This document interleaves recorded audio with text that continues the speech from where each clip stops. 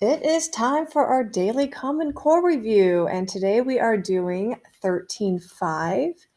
We do have a guest with us to help us complete it. I'm not going to tell you who Lou Alcindor is. What I want is for you guys to tell me, and the first 10 students who email me at abridges@gvusd.org telling me who Lou Alcindor is will get a little prize in the mail, something small, and also I will put your names on the website. So tell me, who is Lou Alcindor? So let's get started. Number 1 says, at a toy factory, 3 out of 100 toy airplanes are broken. Which fraction and decimal represent how many toy airplanes are broken?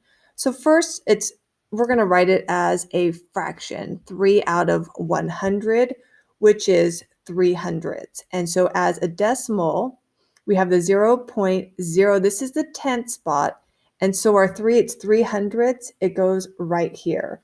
So let's just look at our options, and option C is correct. It has the decimal of 300ths and the fraction of 300ths.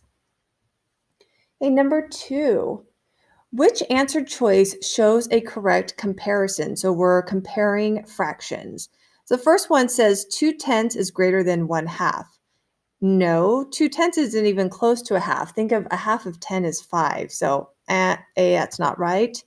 B, 6/6, that's also equal to 1 whole. And 1 is not less than 9/10. 9/10 is close to a whole, but not there. So B, no. Let's look at C. That tells us that 3/8 is greater than 4/5. No, 4/5 is almost to a whole.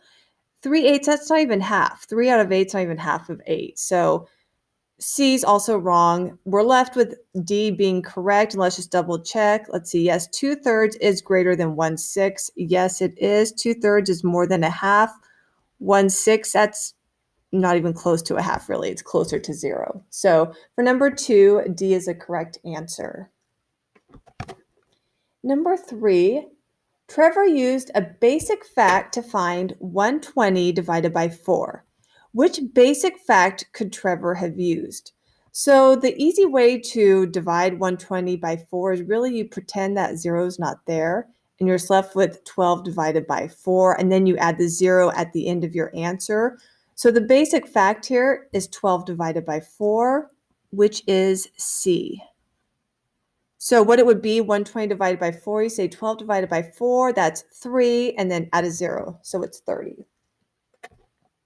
Number 4 says to select all the true statements. So statement number 1 says 12 meters equals 1,200 centimeters. See, let's remember, when we convert meters to centimeters, we're going to multiply by 100. So 12 times 100, we're just going to add 2 zeros to the end. And yes, that gives us 1,200 or 1,200. So the first statement is true. The second statement says 4 meters equals 400 centimeters.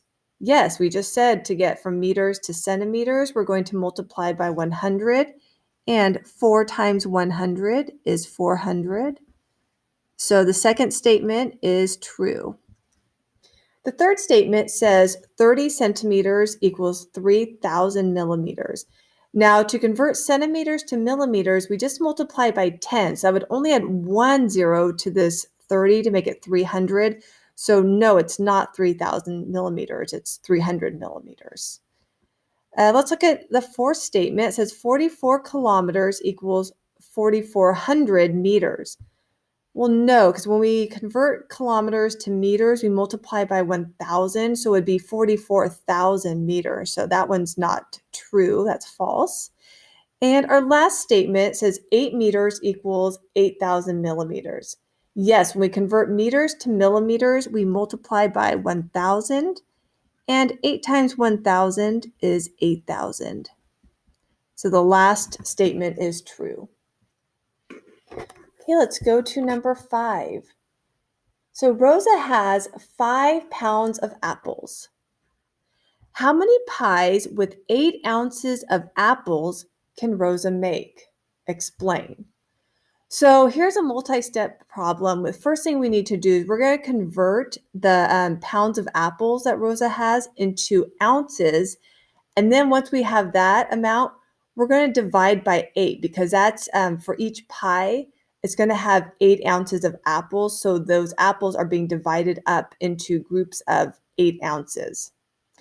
So just a reminder, when we convert pounds to ounces, we're going to multiply by 16. And I do remember when we were doing our lesson on this, we're converting 5 pounds to ounces. So it's 5 times 16. I do remember that is 80. So she has a total of 80 ounces of apples. And so now to see how many pies she can bake with that, remember we're going to divide it by 8. So I'm just going to put it down here. 80 divided by 8 gives us 10. So she can make 10 pies. Okay, number 6. A bottle of laundry detergent is 3/5 full. Jamie uses 3/10 of the bottle to do her laundry. Estimate what fraction of the bottle of laundry detergent is left. Use benchmark fractions to explain. So here we're not getting the exact amount because it tells us to estimate what's left and then to also use benchmark fractions such as a half or 1/4, 3/4, stuff like that to explain. So what I'm going to do is I'm going to walk you through. I'm going to put some writing down here on the paper, but just kind of walk you through. Listen to how I'm solving the problem, and then I'll put the answer down here. So the first thing I'm going to do with these benchmark fractions and estimating, I'm going to first estimate about how much of the laundry detergent in the bottle is full. So it says it's 3/5 full. Now 3/5, that is close to or about, so I put my little squiggly line, it's about a half. It's a little more than a half, but it's close to 1/2 because a half of 5 would be, it's 2.5. So 3 is just a little more. So that's about a half of the bottle. So it's about halfway full. So Jamie, she uses 3/10 of the bottle to do her laundry. And that's of the whole bottle, not 3/10 of what's left, the half. It's 3/10 of the whole bottle. So now when I think of, I'm trying to do my benchmark fraction. So a half of 10, that would be, let's see, 5/10. And I know 3/10, that's less than 5/10. So I'm kind of this imaginary number line. I'm going backwards towards here's 0. It's about halfway. So this is a half. 5/10 is a half. And it's a little closer to 5/10, but it's about halfway between the 5/10 and 0. So I'm going to put that as about, my little about, 1/4. So she uses about 1/4 of the bottle to do her laundry.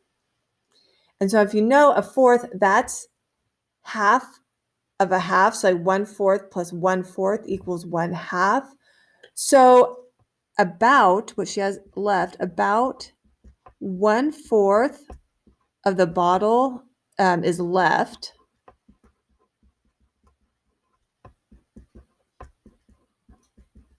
And the reason is because she started with 1/2. She used or took away 1/4. And 1/2 will make our, the equivalent fraction. So because we want to have the same denominator so that we can subtract. So to get to 4, we're going to multiply 2 times 2. That gives us 4. And then 1 times 2 is 2. So that's 2/4, take away 1/4, which equals 1/4. And so that's why about 1/4 of the bottle is left. So that's how you would do this type of problem using benchmark fractions. Don't worry if this is difficult, hard for you to estimate. Just kind of think about this and do your best. Sometimes it's almost easier to figure it out, but this is how we estimate with benchmark fractions. Okay, and last but not least, number 7, we're going to use an area model to find 38 times 43. My favorite. So first we're going to start, I like to put my answers either in the area model or close by. So I'm doing 30 times 40. So 3 times 4 is 12. We add 2 zeros. That's 1200. And we do 30 times 3. So 3 times 3 is 9 plus a 0. It's 90. Now 8 times 40. That's 8 times 4 is 32. We add a 0. And then 8 times 3 is 24. And now we're going to add all those partial products up. So I'm just going to put them from greatest to least. 24.